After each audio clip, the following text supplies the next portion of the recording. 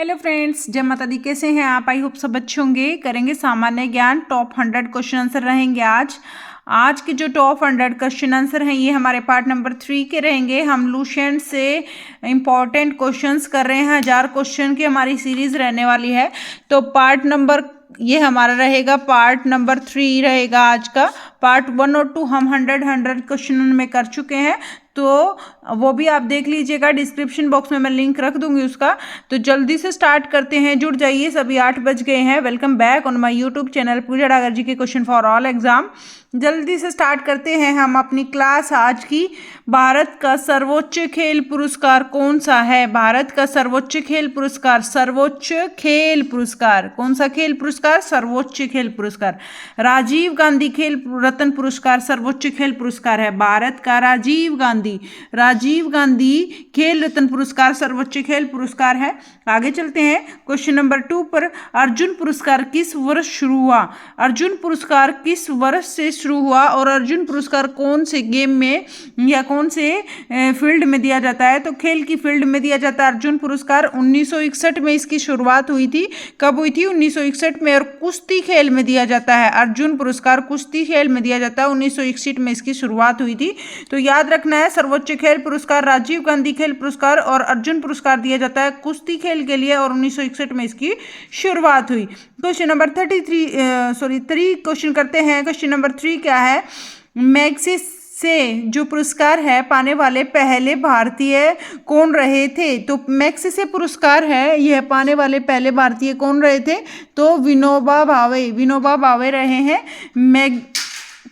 Magsaysay पुरस्कार पाने वाले पहले भारतीय।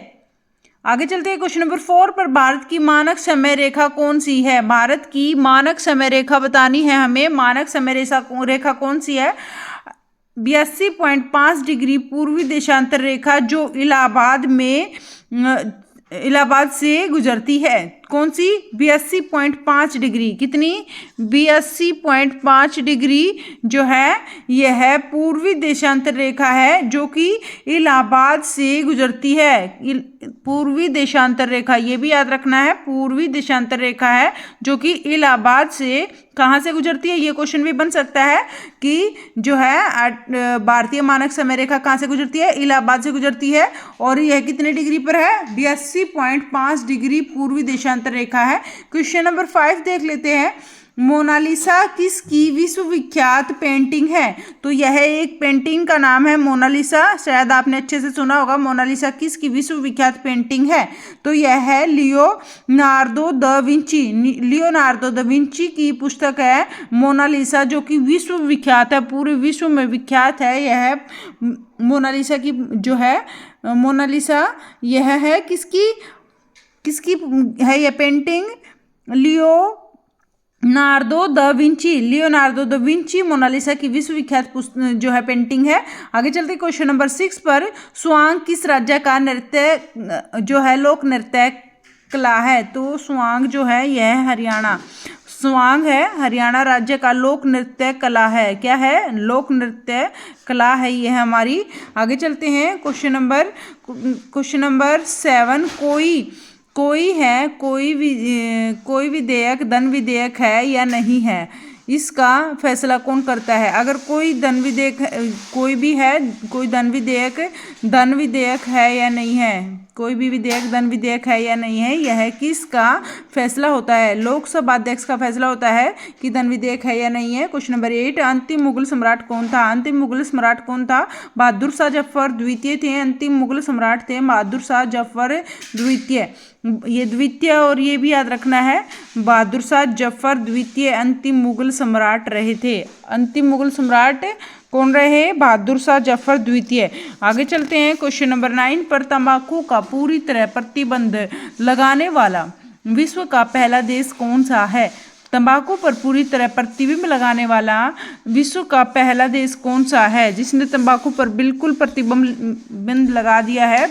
यह है हमारा भूटान है ऐसा देश जिसने तंबाकू पर पूरी तरह प्रतिबंध लगा दिया है।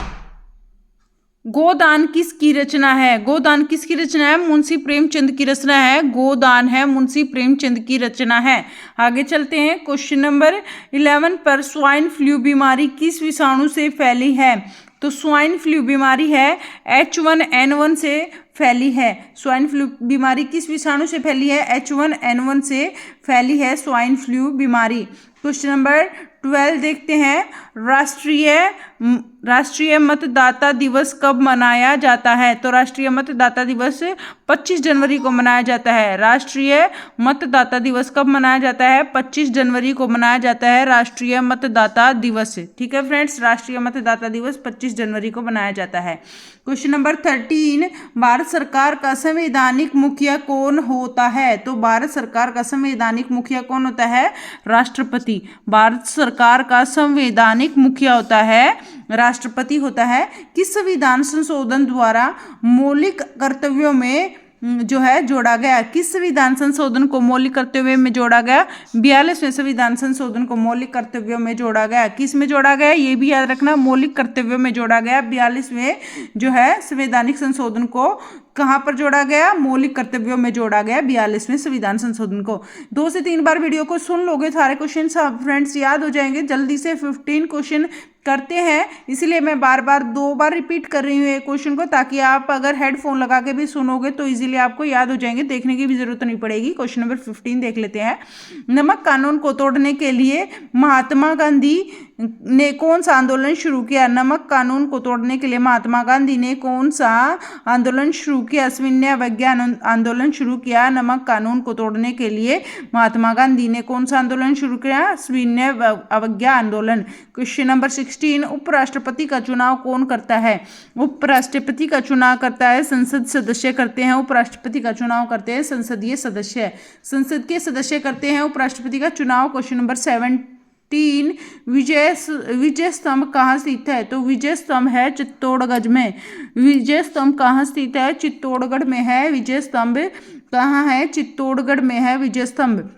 क्वेश्चन नंबर 18, विश्व की सबसे लंबी 9438 किलोमीटर रेल मार्ग ट्रांस साइबेरिया रूस किन दो कौन सी है? ट्रांस साइबेरिया रूस सबसे विश्व का सबसे लंबा रेल मार्ग है ट्रांस साइबेरिया रूस में है। किन 2 शहरों को जो है जोड़ता है? कौन से 2 शहरों को जोड़ता है? सेंट पीटर्सबर्ग से व्लादिवोस्तोक तक, सेंट पीटर्सबर्ग से व्लादिवोस्तोक तक इसको जोड़ता है, दोनों को, 2 शहरों को। इन शहरों के नाम पक्का याद रखने आपको। सेंट पीटर्सबर्ग से व्लादिवोस्तोक।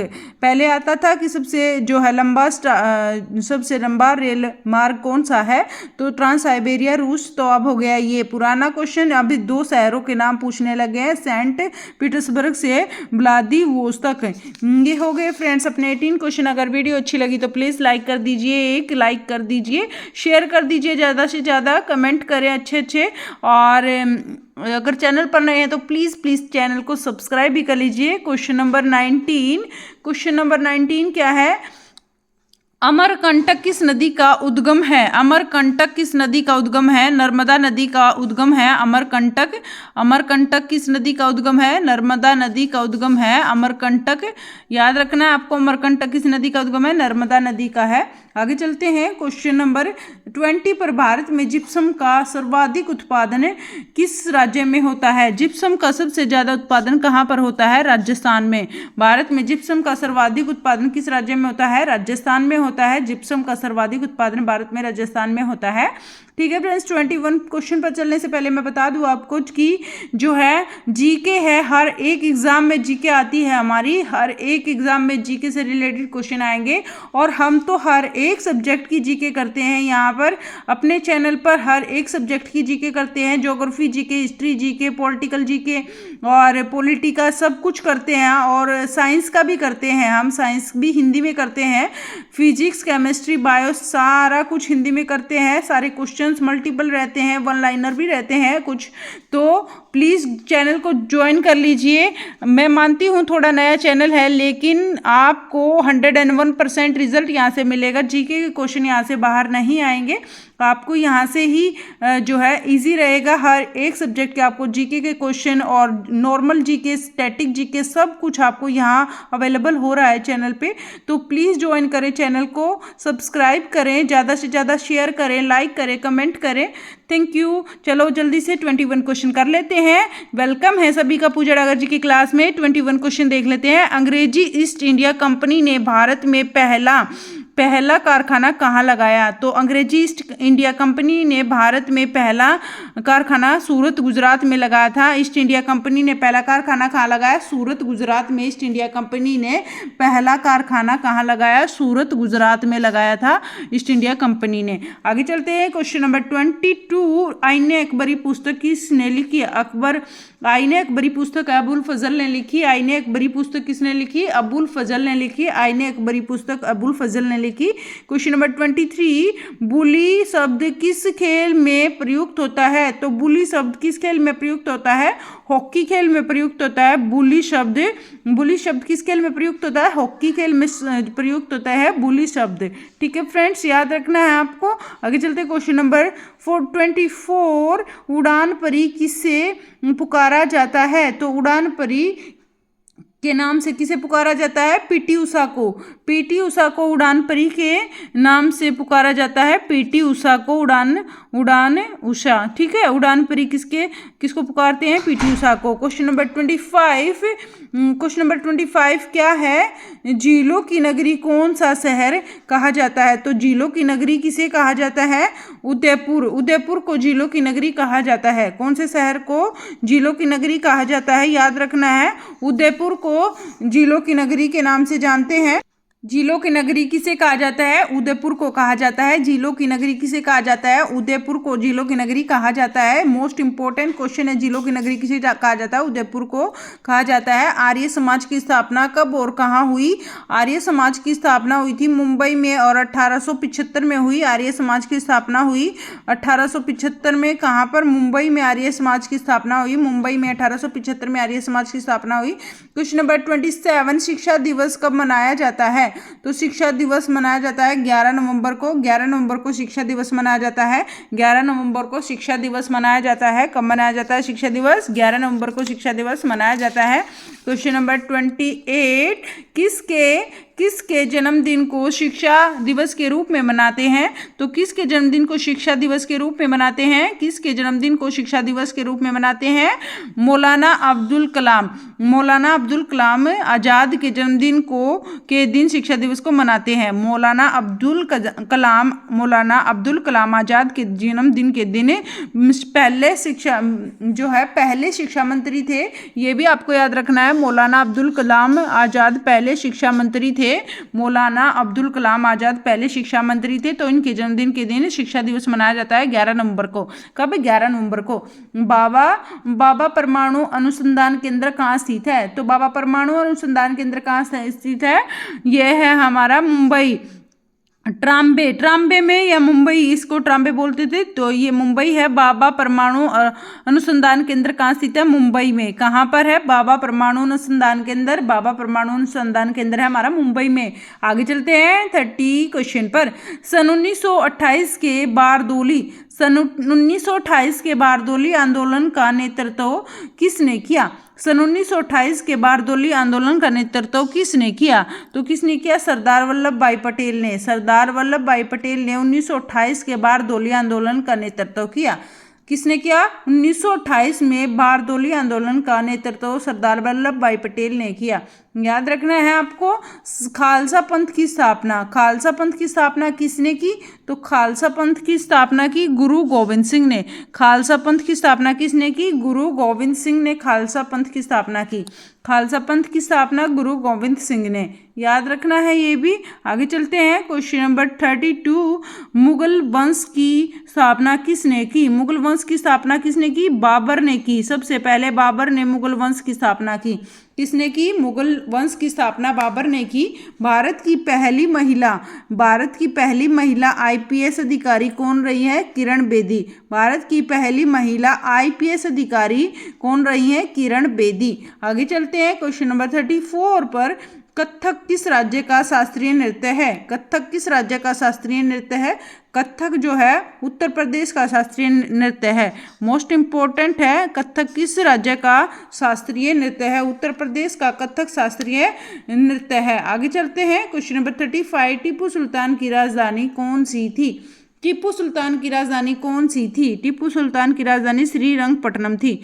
टीपू सुल्तान की राजधानी कौन सी थी? श्रीरंगपट्टनम थी। टीपू सुल्तान की राजधानी श्रीरंगपट्टनम। ठीक है फ्रेंड्स, टीपू सुल्तान की राजधानी कौन सी थी? श्रीरंगपट्टनम। आगे चलते हैं 36 क्वेश्चन पर। 36 क्वेश्चन क्या है हमारा? क्या है? चाइना मैन शब्द किस खेल में प्रयुक्त होता है? तो चाइना मैन शब्द किस खेल में प्रयुक्त होता है? चाइना मैन शब्द क्रिकेट में प्रयुक्त होता है। चाइना मैन शब्द किस खेल में प्रयुक्त होता है? क्रिकेट में चाइना मैन शब्द प्रयोग होता है। कौन से? China man. क्रिकेट में चाइना मैन शब्द का प्रयोग होता है। सबसे कठोरतम पदार्थ कौन सा है? सबसे कठोरतम पदार्थ है हीरा। सबसे कठोरतम पदार्थ कौन सा है? सबसे कठोर पदार्थ है हमारा हीरा, सबसे कठोर पदार्थ है। आगे चलते हैं नेक्स्ट क्वेश्चन। डायनामाइट का आविष्कार किसने किया? तो डायनामाइट का आविष्कार अल्फ्रेड नोबेल ने किया। डायनामाइट का आविष्कार किसने किया? अल्फ्रेड नोबेल ने डायनामाइट का आविष्कार किया। डायनामाइट का आविष्कार किया अल्फ्रेड नोबेल ने। अल्फ्रेड नोबेल ने डायनामाइट का आविष्कार किया। Question number 40। बिस्मिल्लाह खां का संबंध किस वाद्य यंत्र से है? बिस्मिल्लाह खां का संबंध शहनाई वाद्य यंत्र से है। बिस्मिल्लाह खां का संबंध शहनाई वाद्य यंत्र से है। Question number 41। ऑस्कर पुरस्कार का संबंध किस क्षेत्र से है? ऑस्कर पुरस्कार का संबंध, ऑस्कर पुरस्कार दिया जाता है फिल्म क्षेत्र में। ऑस्कर पुरस्कार का संबंध है फिल्म क्षेत्र से। किससे है? ऑस्कर पुरस्कार का संबंध है फिल्म क्षेत्र से। ठीक है फ्रेंड्स। 42 क्वेश्चन क्या है? एड्स का पूर्ण विस्तार नाम क्या है? तो क्या है? Acquired immunodeficiency syndrome. Acquired immunodeficiency syndrome. ठीक है फ्रेंड्स, आगे चलते हैं 43 क्वेश्चन। जलियांवाला बाग में गोलीबारी का आदेश किसने किया? किसने, कौन से जनरल ने दिया? जनरल डायर ने दिया। माइकल ओ डायर ने जलियांवाला बाग में जो गोलाबारी हुई थी उस टाइम पे, तो यह जो आदेश किसने दिया था? जनरल डायर ने दिया था। माइकल ओ डायर ने दिया था। ठीक है फ्रेंड्स, आगे चलते हैं 44 क्वेश्चन। पटना का प्राचीन नाम क्या था? पटना का प्राचीन नाम पाटलिपुत्र था। पटना का प्राचीन नाम क्या था? पाटलिपुत्र। प्राचीन नाम पूछ लिया जाए पटना का तो पाटलिपुत्र। Question number 45। दिल्ली में लाल किला किसने बनवाया? दिल्ली में जो लाल किला है वह मुगल बादशाह शाहजहां ने बनवाया। दिल्ली में लाल किला किसने बनवाया? दिल्ली में लाल किला मुगल बादशाह शाहजहां ने बनवाया। Question number 46। नेताजी सुभाष राष्ट्रीय खेल संस्थान कहाँ जो है स्थित है? नेताजी सुभाष राष्ट्रीय खेल संस्थान कहाँ स्थित है? पटियाला में नेताजी सुभाष राष्ट्रीय खेल संस्थान पूछा है तो नेताजी सुभाष राष्ट्रीय खेल संस्थान कहाँ स्थित है? पटियाला में राष्ट्रीय खेल संस्थान स्थित है। ठीक है, नेताजी सुभाष राष्ट्रीय खेल संस्थान। क्वेश्चन नंबर 47 पर चलते हैं फ्रेंड्स। अगर वीडियो को लाइक नहीं किया तो प्लीज़ एक लाइक कर दीजिए और शेयर भी कर दीजिए। और आगे चलते हैं 47 क्वेश्चन पर। प्लीज़ वीडियो में एंड तक जुड़े रहें। केवल 100 क्वेश्चन है, 1 लाइनर क्वेश्चन है, मोस्ट इंपॉर्टेंट है फ्रेंड्स, जो कि एग्जाम में बार बार पूछे जाते हैं। तो 47 क्वेश्चन देते हैं। आगा खां, यहाँ से आपको क्वेश्चन मिलेंगे 3 से 4 क्वेश्चन तो पक्का मिलेंगे पेपर में, आपके 3-4 नंबर पक्के हो जाएंगे।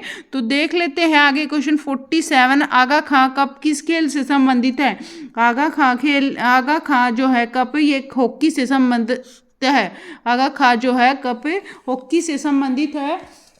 हॉकी से संबंधित है। आगा खां खेल जो है, आगा खां कप है, ये हॉकी खेल से संबंध है इसका।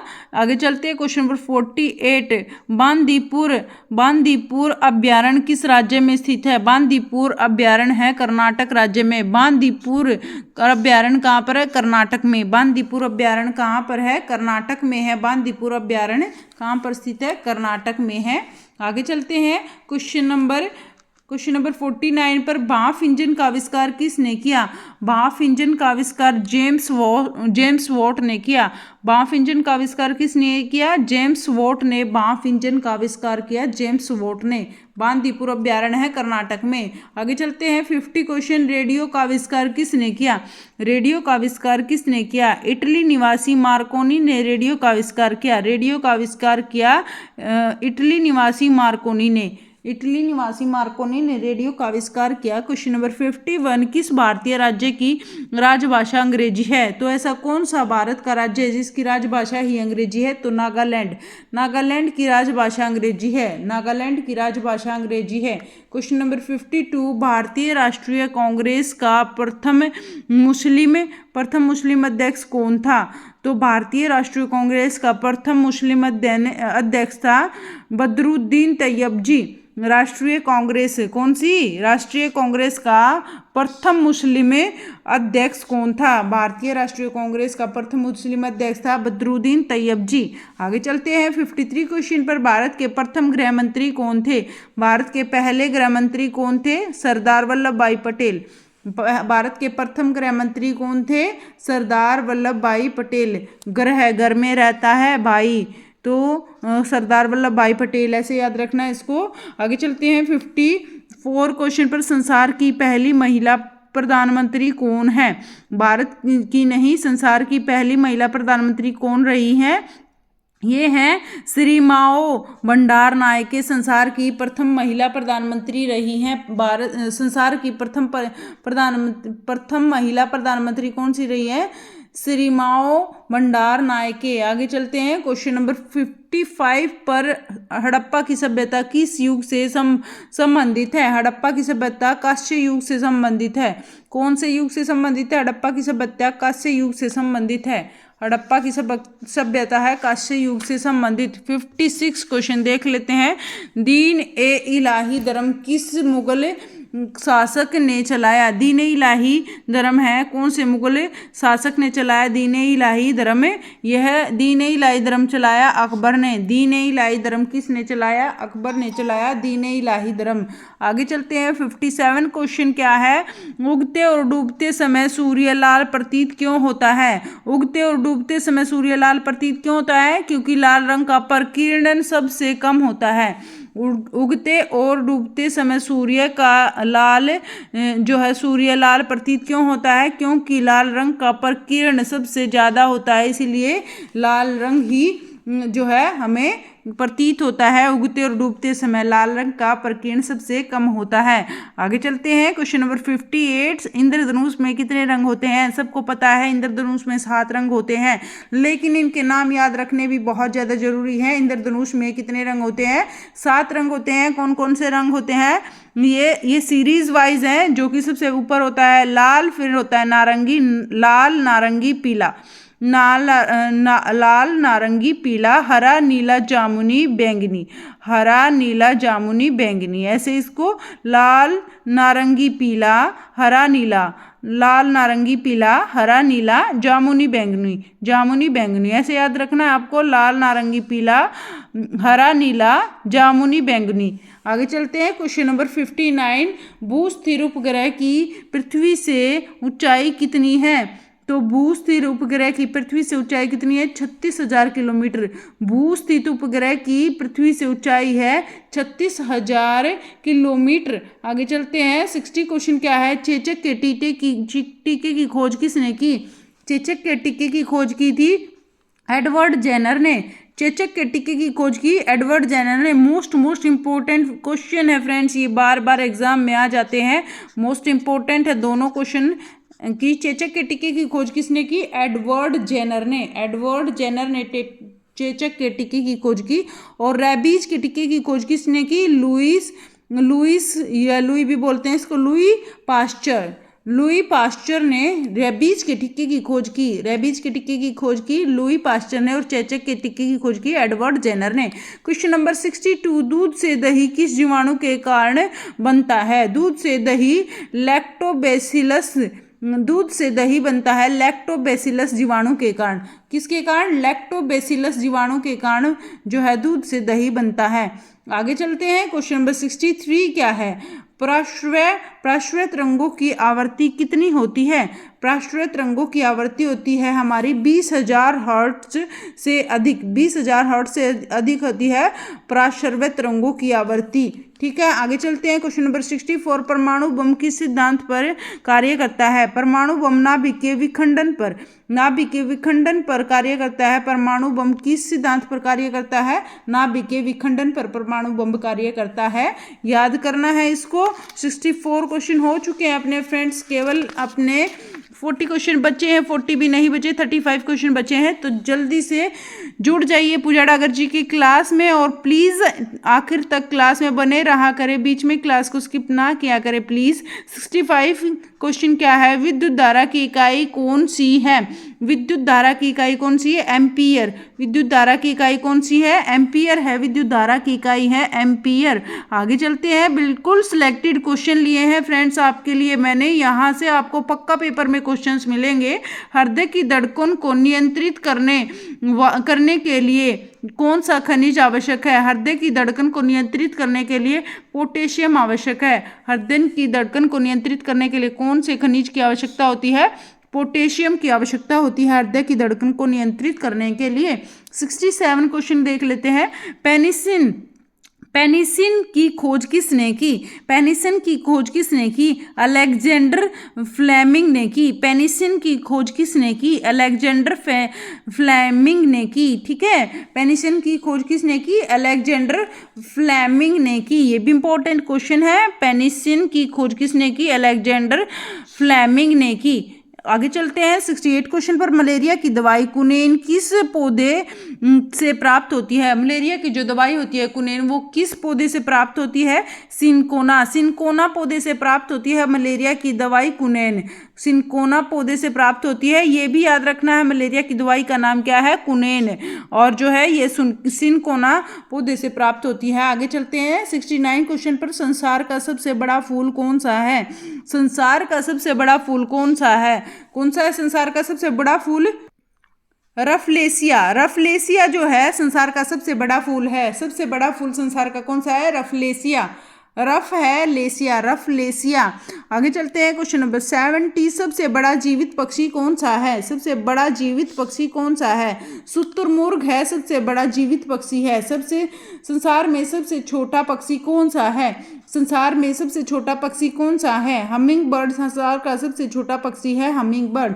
मनुष्य ने सबसे पहले किस जंतु को जो है पालतू बनाया था? सबसे पहले किस जंतु को पालतू बनाया था? कुत्ते को सबसे पहले मनुष्य ने पालतू बनाया था। क्वेश्चन नंबर 73, अंतरिक्ष यात्री को बाह्य आकाश से देखने पर जो है अंतरिक्ष यात्री को बाह्य आकाश कैसा दिखाई देता है? अंतरिक्ष जो यात्री होता है उसको बाह्य जो आकाश है वो काला दिखाई देता है। कैसा दिखाई देता है? काला दिखाई देता है। 73 क्वेश्चन हो चुके हैं फ्रेंड्स। प्लीज़ वीडियो को लाइक कर दीजिए और ज़्यादा से ज़्यादा शेयर करें, कमेंट करें और सब्सक्राइब करें चैनल को अगर नए हैं तो चैनल पे प्लीज़। क्वेश्चन नंबर 74 क्या है? एटीएम का पूर्ण विस्तार क्या होता है? एटीएम का पूर्ण विस्तार होता है ऑटोमेटिक नहीं होता। ऑटोमेटिक आपको ऑप्शन में मिल सकता है तो आपको याद रखना है ऑटोमेटेड टेलर मशीन। ऑटोमेटिक मिलेगा पक्का, फिर आप गलत करके आओगे, इसको ध्यान से देख लो। ऑटोमेटेड टेलर मशीन कहते हैं एटीएम का पूरा जो है फुल फॉर्म है। संसद का संयुक्त अधिवेशन कौन बुलाता है? संसद का संयुक्त अधिवेशन कौन बुलाता है? राष्ट्रपति बुलाता है संसद का संयुक्त अधिवेशन जो होता है संसद में वो बुलाता है राष्ट्रपति। संसद का संयुक्त अधिवेशन कौन बुलाता है? राष्ट्रपति।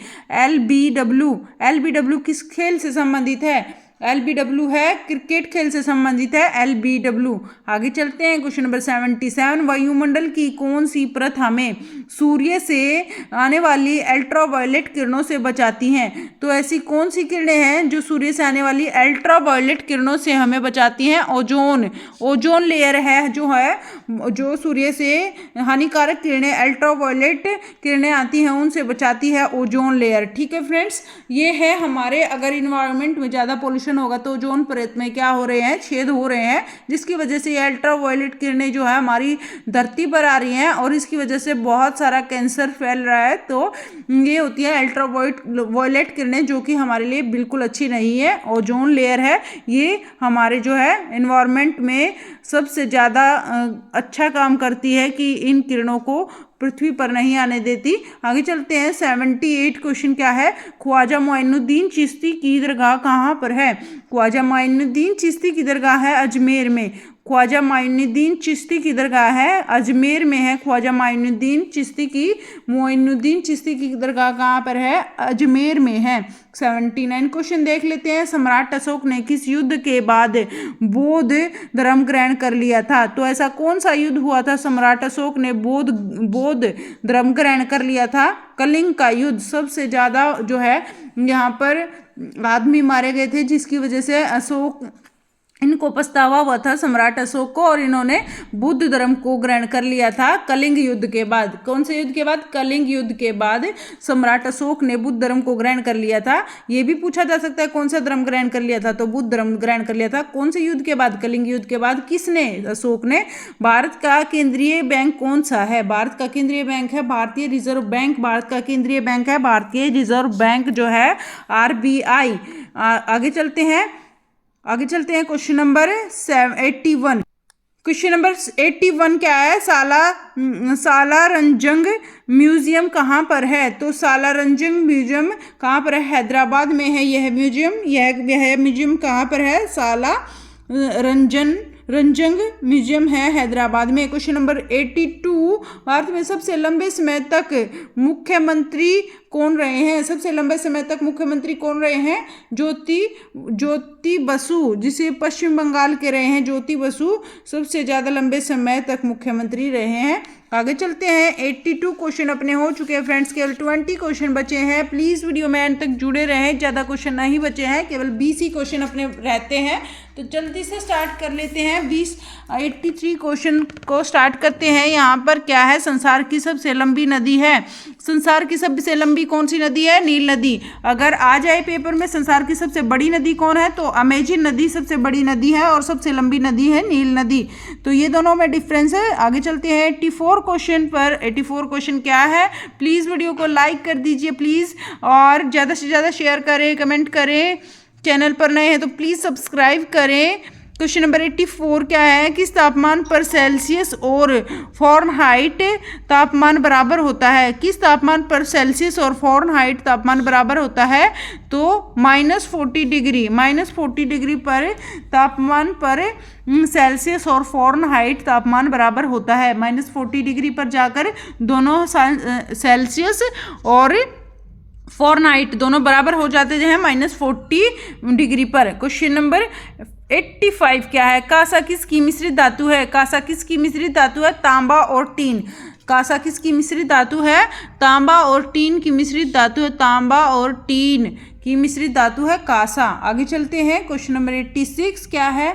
86 क्या है, दलीप ट्रॉफी का संबंध किस खेल से है। दलीप ट्रॉफी का संबंध है क्रिकेट से।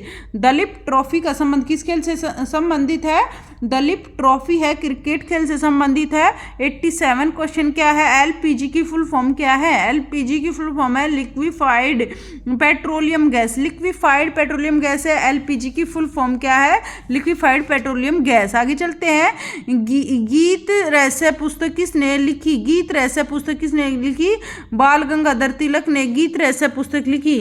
बाल गंगाधर तिलक ने गीत रहस्य पुस्तक किसने लिखी, बाल गंगाधर तिलक ने लिखी गीत रहस्य पुस्तक। याद रखना है आपको, गीत रहस्य पुस्तक बाल गंगाधर तिलक ने। क्वेश्चन नंबर 89, राज्यसभा के कितने सदस्यों का चुनाव हर 2 साल के बाद होता है। राज्यसभा के कितने ऐसे सदस्य हैं उनका चुनाव हर 2 साल बाद होता है, 1/3 सदस्यों का चुनाव होता है हर 2 साल बाद राज्यसभा के। क्वेश्चन क्वेश्चन नंबर 90 क्या है, अमेरिकी राष्ट्रपति का कार्यकाल कितने वर्ष का होता है। अमेरिकी राष्ट्रपति का कार्यकाल 4 वर्ष का होता है। कितने वर्ष का होता है, याद रखना है, 4 वर्ष का, और हमारा 5 वर्ष का होता है। तो अमेरिकी राष्ट्रपति का कार्यकाल कितने वर्ष का होता है, 4 वर्ष का होता है। अयोध्या किस नदी के किनारे बसा है। अयोध्या सरयू नदी के किनारे बसा है। अयोध्या सरयू नदी के किनारे बसा है। कौन सी नदी, सरयू नदी के किनारे बसा है अयोध्या। 92 क्वेश्चन क्या है, जयपुर की स्थापना किसने की थी। जयपुर की स्थापना किसने की, आमेर के राजा सवाई जय सिंह ने की। जयपुर की स्थापना की आमेर के राजा सवाई जय सिंह ने की। जयपुर की स्थापना आमेर के राजा सवाई जय सिंह ने जयपुर की स्थापना की। आगे चलते हैं 93 क्वेश्चन, भारतीय संविधान में पहला संशोधन कब हुआ। भारतीय संविधान में पहला संशोधन हुआ 1951 में। भारतीय संविधान में पहला संशोधन हुआ। भारतीय संविधान में पहला संशोधन कब हुआ, 1951 में हुआ। आगे चलते हैं 94 क्वेश्चन पर। 94 क्वेश्चन क्या है, डूरंड कप कौन सा है। डूरंड कप कौन से खेल में दिया जाता है, फुटबॉल में दिया जाता है। डूरंड कप कौन से खेल में दिया जाता है, फुटबॉल में दिया जाता है। डूरंड कप दिया जाता है फुटबॉल में। प्लीज वीडियो में एंड तक जुड़े रहे। बस हमारे हो गए हैं कंप्लीट। 95 क्वेश्चन देख लेते हैं। 95 क्वेश्चन क्या है, सन 1907 में शुरू किया गया साहित्य नोबेल पुरस्कार किसने दिया। सन 1907 में नोबेल पुरस्कार कब शुरू किया गया, 1907 में दिया गया। और यह जो है साहित्य नोबेल पुरस्कार किसे दिया गया, सबसे पहले रुडयार्ड किपलिंग को दिया गया। रुडयार्ड किपलिंग को सबसे पहले 1907 में नोबेल पुरस्कार दिया गया। ठीक है फ्रेंड्स, आगे चलते हैं। क्वेश्चन नंबर 96, किसके शासनकाल में मोरक्को का यात्री इब्न बतूता भारत आया। मोहम्मद बिन तुगलक के शासनकाल में। ठीक है फ्रेंड्स, तो किसके शासनकाल में मोरक्को यात्री इब्न बतूता भारत आया। मोहम्मद बिन तुगलक के शासनकाल में मोरक्को यात्री। कहाँ का यात्री था इब्न बतूता, यह मोरक्को का यात्री था। याद करना है ये भी, इब्न बतूता मोरक्को का जो है यात्री था, जो कि किसके शासनकाल में भारत आया, मोहम्मद बिन तुगलक के शासनकाल में। 97 क्वेश्चन देख लेते हैं। भारत के पहले कानून मंत्री कौन थे। भारत के पहले कानून मंत्री कौन थे, डॉक्टर भीमराव अंबेडकर। आगे चलते हैं क्वेश्चन नंबर 98, अभिज्ञान शाकुंतलम के लेखक कौन थे, कालिदास। अभिज्ञान शाकुंतलम के लेखक कौन थे, कालिदास। अभिज्ञान शाकुंतलम किसने लिखा, कालिदास ने लिखा। 99 क्वेश्चन, श्रमिक दिवस कब मनाया जाता है। श्रमिक दिवस मनाया जाता है 1 मई को। 1 मई को श्रमिक दिवस मनाया जाता है। 1 मई को श्रमिक दिवस मनाया जाता है। आगे चलते हैं। लास्ट क्वेश्चन क्या है, ओडिशा किस राज्य का शास्त्रीय नृत्य है। तो ओडिशा है, ओडिशा ही राज्य का शास्त्रीय नृत्य है। ओडिशा का ही शास्त्रीय नृत्य है। ठीक है फ्रेंड्स, ये हो गया अपना 100 question. Thank you so much video में एंड तक जुड़े रहने के लिए, थैंक यू वेरी मच। और फिर मिलते हैं नेक्स्ट वीडियो में नेक्स्ट पार्ट के साथ। टॉप हम 1000 क्वेश्चन करेंगे लुसेंट से। बिल्कुल सिलेक्टेड क्वेश्चन रहेंगे, इंपॉर्टेंट रहेंगे सारे पार्ट। दो पार्ट हमारे हो चुके हैं और ये 3rd पार्ट हमारा चल रहा है, वो भी देख लीजिएगा आप। डिस्क्रिप्शन बॉक्स में लिंक उसका मिल जाएगा। Thank you so much, keep smile, be happy, take care, good night. फिर मिलते हैं नेक्स्ट वीडियो में। और एक बार और मैं आपको बता देती हूँ, याद दिलवा देती हूँ, एक अपनी क्लास होती है 3 से 3:30। ये मैं हर क्लास में बताती हूँ ताकि जो नए स्टूडेंट्स हैं तो वो भी क्लास से जुड़ जाएं और उनको भी टाइमिंग का पता हो। 3 से 3:30 बजे तक होती है अपनी साइंस की क्लास। साइंस के डेली हम प्रैक्टिस सेट करते हैं, डेली हम MCQ क्वेश्चन करते हैं साइंस क्लास में। और ये हमारी आधे घंटे की क्लास ही रहती है। और एक क्लास होती है हमारी अभी 8 बजे एक क्लास होती है। 8 से 8:40 के बीच में हम सारा कवर कर लेते हैं। कभी 100 क्वेश्चन होते हैं, ज़्यादा डिटेल होती है तो थोड़े कम क्वेश्चंस रख लेते हैं। तो ये होती है क्लास। दोनों क्लास इंपॉर्टेंट है क्योंकि GK आपके लिए बहुत ज़्यादा हेल्पफुल है। GK हर एग्ज़ाम में आएगी, चाहे आप किसी भी सब्जेक्ट का पेपर दे लो, चाहे आप कोई भी कॉम्पिटिटिव एग्ज़ाम्स दे लो, हर एक एग्ज़ाम में जीके आपको मिलेगी ही मिलेगी। तो जीके को मत छोड़ना, जीके से रिलेटेड क्वेश्चन सारे हम कवर करते हैं, हर सब्जेक्ट से रिलेटेड क्वेश्चन करते हैं। तो प्लीज़ चैनल से जुड़ जाइए, सब्सक्राइब कर लीजिए चैनल को। Thank you so much, bye bye, take care, good night. Next video में मिलते हैं। प्लीज़ टाइम से आ जाया करें, आप लेट ना हुआ करें। Thank you, bye bye, keep smile.